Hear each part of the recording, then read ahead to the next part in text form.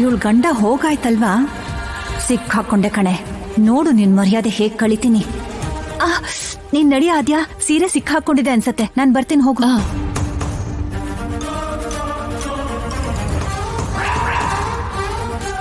ಇಲ್ಲಿ ಕೇಳಿ, ನಾನು ಆದ್ಯ ಅಂತ, ಪದ್ಮಾತೆ ಅವರ ಸೊಸೆ. ಗೊತ್ತಮ್ಮ.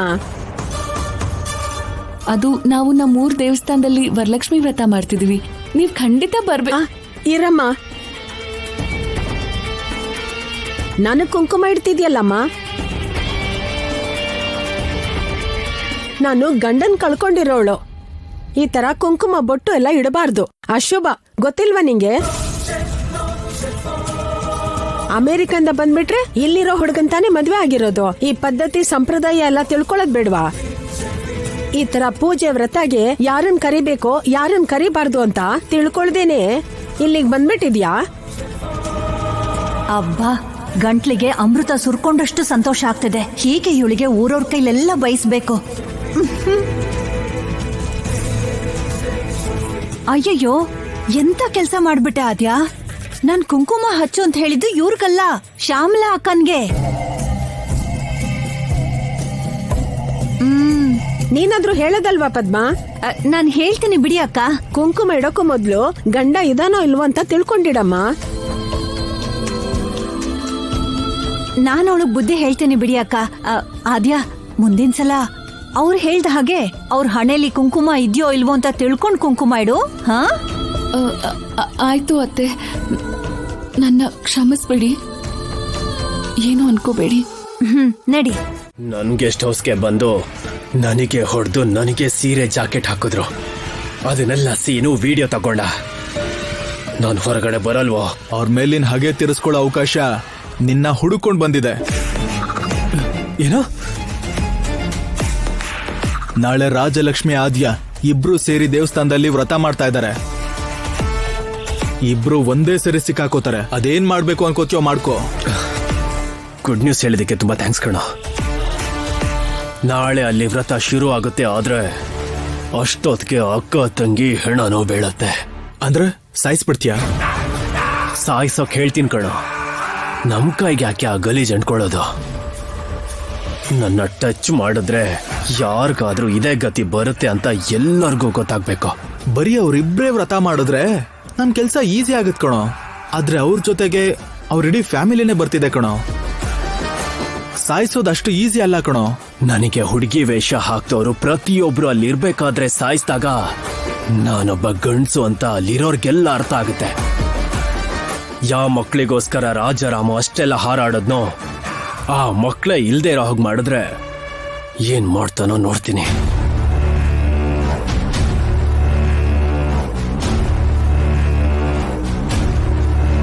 ಐ 2 ಹೆಣನ ಉರುಳಿಸ್ಬೇಕು. ಎಷ್ಟು ಖರ್ಚಾಗುತ್ತೆ ಅಂತ ನೀವ್ ಹೇಳಿ, ಪ್ಲಾನ್ ಏನು ಅಂತ ನಾನ್ ಹೇಳ್ತೀನಿ.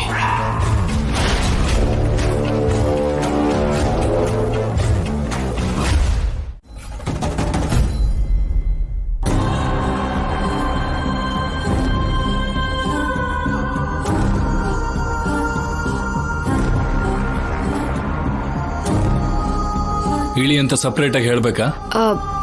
ಇನ್ ಮುಂದೆ ನೀವ್ ಹೇಳಿದ್ಮೇಲೆನೆ ಏನಾದ್ರೂ ಮಾಡೋದು ಅಂತ ಫಿಕ್ಸ್ ಆಗಿದ್ದೀನಿ ಸರ್. ಏನು ಬೇಕಾಗಿಲ್ಲ, ನಿನಗಿಷ್ಟ ಬಂದಂಗಿರು. ಇಳಿ.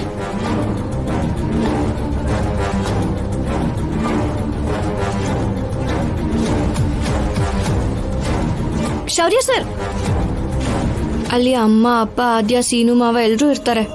ನೀವ್ ಹೀಗಿದ್ರೆ ಅವ್ರಿಗೆ ಗೊತ್ತಾಗ್ಬಿಡುತ್ತೆ. ಇಲ್ಲಿಂದ ಹೋಗೋವರೆಗೂ ಆದ್ರೂ ನನ್ ಜೊತೆ ಚೆನ್ನಾಗಿರ್ಬೋದು ಅಲ್ವಾ? ಇವಾಗೇನು ನನ್ನ ಆಕ್ಟ್ ಮಾಡು ಅಂತೀಯಾ? ನೀವ್ ಹಾಗಂದ್ರೆ ಇನ್ಮೇಲಿಂದ ನಾಟಕ ಅನ್ನೋ ಮಾತು ನನ್ ಬಾಯಲ್ಲಿ ಬರೋದೇ ಇಲ್ಲ. ಆ ದೇವ್ರ ಮೇಲೆ ಆಣೆ.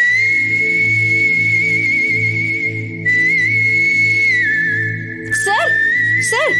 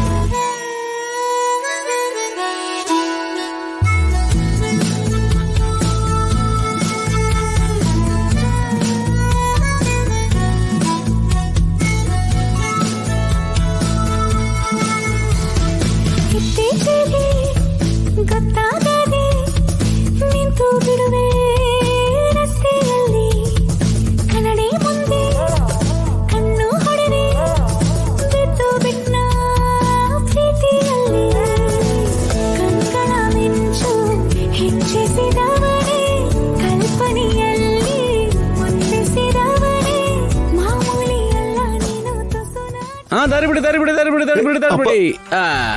ಇದನ್ನ ಸ್ವಲ್ಪ ಇಟ್ಕೊಳೆ, ಹುಷಾರಾಗಿ ಇಟ್ಕೋ. ತಂಗಿಯಮ್ಮ ನೋಡಿ ಸ್ವಲ್ಪ ಕಲ್ತ್ಕೊಳೆ, ಇಟ್ಕೋ. ಅಮ್ಮ, ರಾಜಿ, ಅಪ್ಪ, ನಮಸ್ಕಾರ ಅತ್ತೆ. ಯಾಕಮ್ಮ ಇಷ್ಟು ತಡ ಆಗೋಯ್ತು?